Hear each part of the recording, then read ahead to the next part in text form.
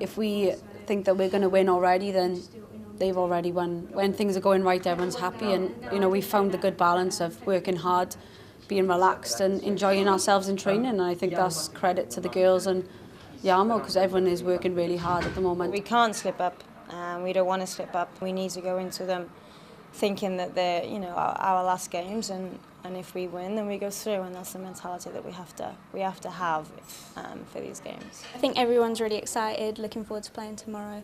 We hear that this might be a sellout, which would be absolutely great, especially for women's football in Wales. I think it's great. It obviously shows how much women's football has progressed in Wales, and hopefully it'll inspire young girls to want to play. It's come along in the last however many years at Wales. We've gone from having no one, I guess, in the stands to now having a sellout, and Haverfordwest has always been a great place for us. We've always had good games there. We're just really looking forward to doing the last bit of prep tonight now and getting the game, and we're all eager to play it.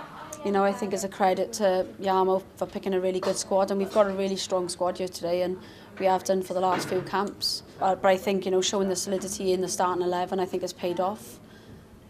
We've played really, really well, and we're reaping the benefits of it now.